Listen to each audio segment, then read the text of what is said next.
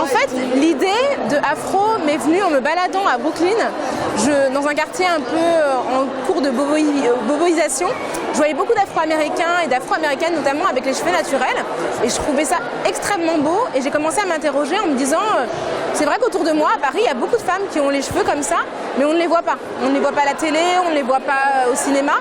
Et j'ai commencé à me dire que j'aimerais bien les rendre visibles. Et l'idée comme ça est venue, j'ai contacté Brigitte Sombier, qui est la photographe qui m'a accompagnée tout au long du projet. Et j'ai commencé à proposer une photographie des personnes que je connaissais avec un texte qui racontait un peu leur parcours biographique capillaire.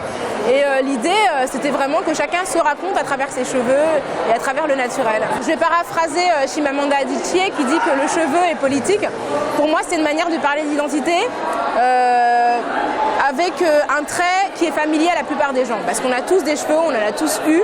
Et c'est vrai que l'idée de montrer que finalement des gens à travers leurs cheveux ont appris à se connaître, à s'assumer et à s'affirmer dans une société qui ne reconnaissait pas forcément cette forme de beauté, c'était une manière, encore une fois, de parler des sujets qui me sont chers, c'est-à-dire la place des minorités dans un espace majoritairement blanc. C'est vrai que j'ai appris, déjà j'ai plein de souvenirs qui ont surgi au cours de la rédaction du livre, mais mon premier défrisage que j'avais oublié, le fait qu'effectivement j'avais jamais vu ma mère avec ses cheveux naturels en fait, je l'ai connue toujours défrisée et j'ai exhumé une photo qui est en ouverture du livre d'elle avec un superbe afro des années 70 et puis j'ai effectivement appris qu'au départ ma démarche n'était pas politique mais qu'avec la visibilité à laquelle j'ai accédé à travers les médias et les commentaires que j'ai reçus, eh bien, je me suis rendu compte que c'était devenu une affirmation. Et pour moi, c'est important de me dire que quelque part en France, il y a peut-être des petites filles noires qui me regardaient en se disant quand je serai grande, je pourrais garder mes cheveux naturels et je pourrais en même temps être une journaliste politique.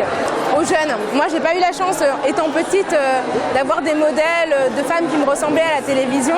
Et finalement, à travers ce livre et les centaines de personnes que j'ai interviewées, c'est montrer la multiplicité des choix et la possibilité pour les jeunes de se reconnaître à travers des personnes qui sont magnifiques.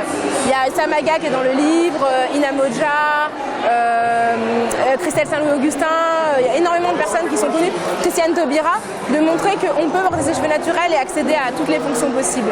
Prochain livre, je ne sais pas encore, là je travaille sur un documentaire, mais je pense que ça va encore parler sans doute de femmes et d'identité.